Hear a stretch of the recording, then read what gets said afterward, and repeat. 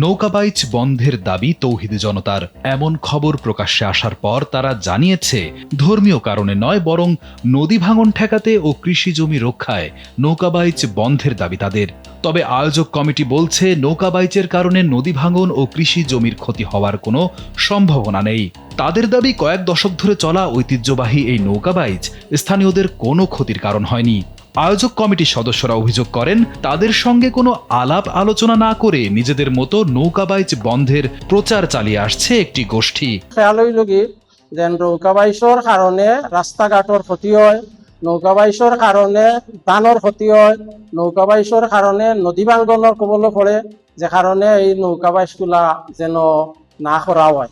বড়লেখা, বিয়ানীবাজার, সিলেট সব জায়গার মানুষ এখানে নৌকাবাস দেখাতে আসে। কোনো মানুষের মনে করো হয় হেরানি হয়েছে না বা কোনো কিছু হয়েছে, ক্ষতিগ্রস্তিও কোনো মানুষের এখনো পর্যন্ত হয়েছে না। মনে করো সবই মনে করো বালাদ নৌকাবাস দেখে গেছে, ইনো মারামারি কোনো কিছু নাই এখনো পর্যন্ত। আর নৌকাবাস চললে আত্মা দরিমানি তারা মনে করো নিষেধ বাধা দিছে, এটা আমরা জানি না যে নিষেধ বাধা বা আমরা লোকে কইছেও না, তারা না কইয়া তারা ফেসবুকে লেখালেখি করছে, এইটুকু গেছে। সিলেটের বিয়ানীবাজার উপজেলার লাউতা ইউনিয়নে আগামী 28 আগস্ট আয়োজিত নৌকাবাইচ এখন দেশব্যাপী আলোচনার কেন্দ্রে। এর মধ্যে লাউতা ইউনিয়নের ৩ নম্বর ওয়ার্ডের জামায়াতে ইসলামীর সভাপতি হোসেন আহমদ, একই ইউনিয়নের আঞ্জুমান হেফাজতে ইসলামের সভাপতি মাওলানা নুরুর রহমান মাসুক ও বিয়ানীবাজার উপজেলার জমিয়ত উলামায়ে ইসলাম বাংলাদেশের সাধারণ সম্পাদক মাওলানা আব্দুল হক কাশেমি সহ বেশ কয়েকজন নৌকাবাইচ বন্ধের দাবি জানান।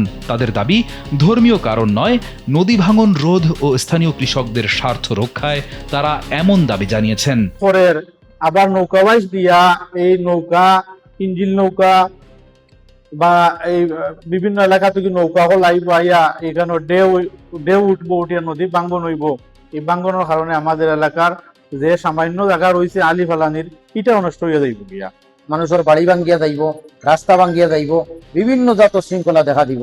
এর লাগি আমরা চাইরাম এই নৌকা দৌড়টা বন্ধ করা হোক এবং এই নৌকা দৌড়া যারা এটার লাগি ব্যবস্থা করছেন, আমরা এখনো অনুরোধ করলাম যে তাই মুসলমান ভাই হল এই সমস্ত কাম পরিহার করক্কা, পরিহার করিয়া সমাজরে শান্তি রাখক্কা।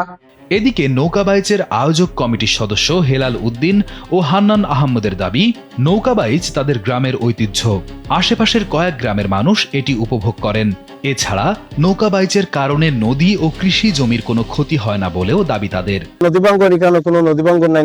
নদী ভাঙ্গনের লোক তিলফাড়া ইউনিয়নও, এই তিলফাড়া ইউনিয়ন তো আমরা লাউতা ইউনিয়ন নাই, এটাই লোকের সামনে তিলফাড়া ইউনিয়ন পড়ছে। নদী ভাঙ্গন কোনো কিছু নদী ভাঙ্গন।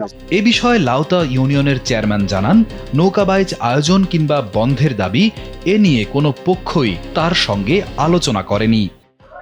আমি ফেসবুকও এবং মানুষের মুখেও শুনি যে উভয় পক্ষ আমাদের কোনো যোগাযোগ করছে না, যারা আয়োজক এরাও করছে না, আর যারা বিরোধিতা করে এরাও করছে না। কয়েকজন স্থানীয় বাসিন্দা জানান, এ নিয়ে এলাকাবাসীর খুব বেশি মাথা ব্যথা নেই, তবে গণমাধ্যমে বিষয়টি খুব জোর দিয়ে দেখানো হয়েছে বলেও দাবি করেন তারা। এছাড়া ধর্মীয় ও সামাজিক রীতি মেনেই তারা সবাই মিলেমিশে বসবাস করতে চান। রিয়াদ হোসেন, কালবেলা।